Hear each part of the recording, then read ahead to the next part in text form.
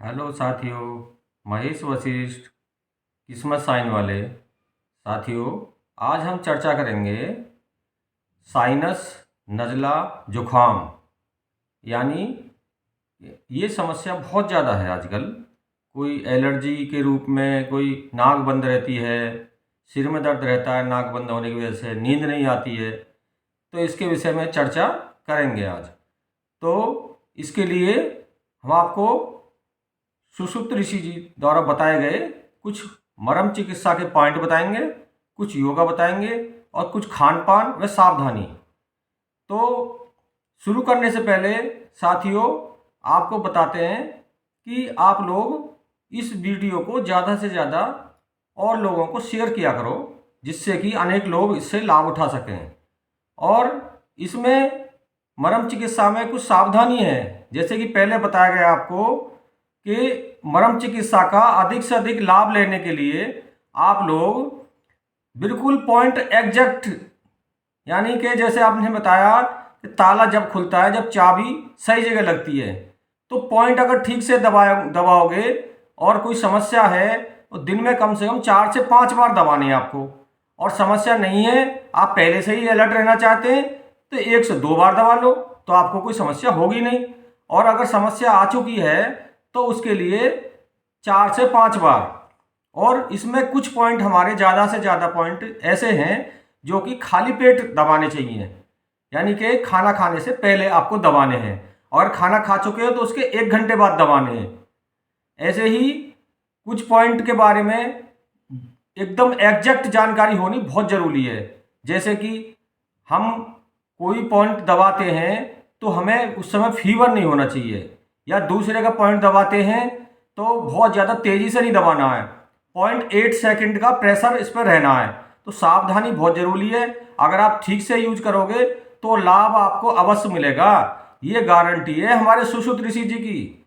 तो आओ शुरू करते हैं मरम चिकित्सा के नज़ला, जुखाम, साइनस के लिए विशेष पॉइंट। तो इसमें सबसे पहला, आप कन की उंगली बिल्कुल 90 डिग्री पे ले जाएंगे और नाक की जड़ में, देखिए मैं कैमरा के पास बिल्कुल ला के दिखा रहा हूँ, ये 90 डिग्री में नाक की जड़ में यहाँ पे ये गड्ढे होते हैं ये, और इनको हमें 20 से 21 बार प्रेस करना है। तो ये चाबी अगर सही जगह लग जाएगी तो ये मान के चलिए आप 100% नज़ला, जुखाम, साइनस में आपको विशेष लाभ मिलेगा। इसका दूसरा पॉइंट है, ये नाक की जड़ में यहाँ पे, जिसे हम सिंगाटक नाड़ी कहते हैं, और इसको हम इस तरीके से एक अंगूठा और उंगली की सहायता से 20 से 21 बार दबाएंगे। तो ये 2 पॉइंट हैं सुश्रुत ऋषि जी के। इसके अलावा हमारे कुछ इसमें नज़ला जुखाम में हम भाप लेंगे। भाप में विक्स डाल के ले सकते हैं, भाप में अदरक डाल सकते हैं, कोई बाम वगैरह डाल सकते हैं, या तुलसी के पत्ते डाल सकते हैं, या खाली सादा पानी की भाप ले सकते हैं सिर पे कपड़ा ढक के। और भाप लेने से जो नाक के अंदर रंध्र हो जाते हैं, में स्वेलिंग आ जाती है, वो ठीक हो जाते हैं। तो भाप लेंगे और बहुत ज़्यादा ठंडा पानी नहीं यूज करेंगे, सादा पानी लेंगे गर्मियों में, और जाड़ों में गुनगुना पानी लेंगे। इसके अलावा कुछ हमारे योगा भी हैं, जैसे कि आप लोग सब जानते हैं, हमारे बाबा रामदेव जी ने योगा के क्षेत्र में बहुत बड़ी क्रांति लाई है, तो उनको श्रेय जाता है।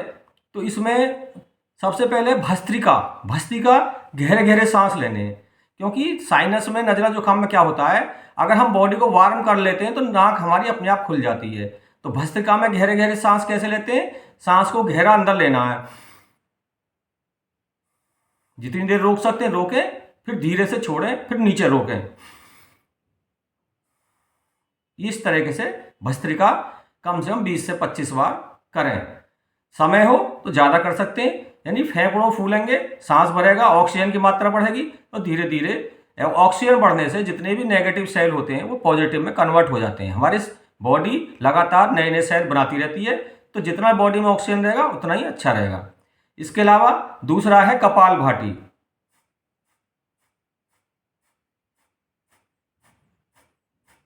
यानी सांस को फेंकने में जोर लगाना हमें, और पेट हमारा अपने आप अंदर जाएगा।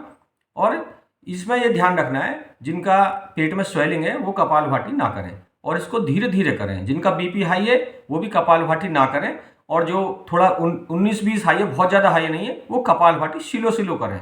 तो कपालभाति के अंदर ये बहुत बड़ी सावधानी है। तो कोई भी चीज़ है अगर सावधानी से करेंगे तो उसका लाभ जरूर मिलेगा आपको। तीसरा है हमारा अनुलोम विलोम।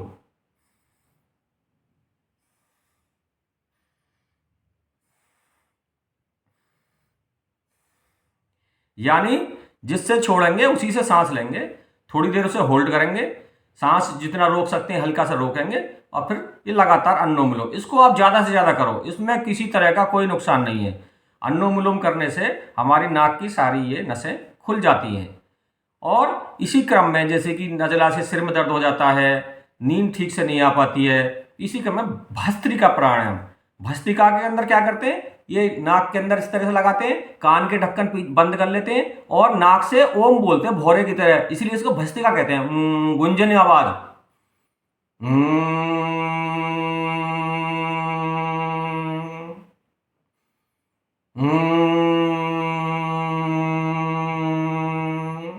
तो इस तरीके से भस्त्रिका, और हाथों को इस तरह रगड़ेंगे और इस तरह से करेंगे।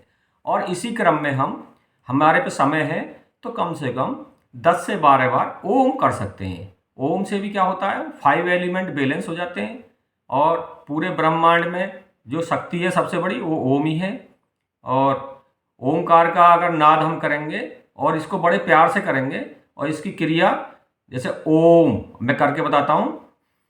ओम।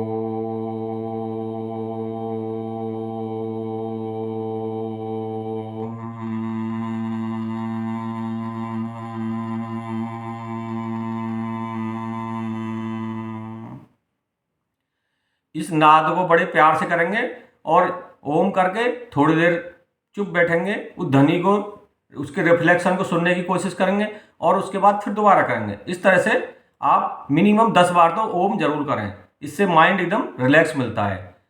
तो ये सब आज के ज़माने में योगा, अगर आपको कुछ समझ में नहीं आई तो यूट्यूब पे देख सकते हैं। और मेरी जितनी भी वीडियो हैं मैं इनको बड़ा सीरियल से लेकर के चल रहा हूँ।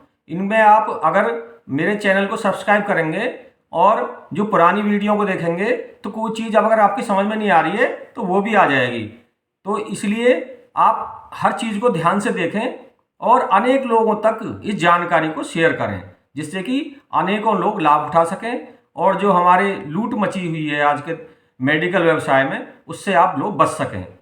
क्योंकि एक बार जो लपेटा में आ जाता है उसका बचना थोड़ा असंभव हो जाता है। तो हम सेल्फ ही जागरूक रहेंगे तो अपने स्वास्थ्य को ठीक रख सकेंगे। आपका बहुत बहुत धन्यवाद। और आपसे फिर रिक्वेस्ट करता हूं कि ज़्यादा से ज़्यादा, इसमें आपका कुछ नहीं जाता, आपको इसमें पुण्य मिलेगा, तो ज़्यादा से ज़्यादा लोगों तक इस जानकारी को पहुंचाएं। धन्यवाद।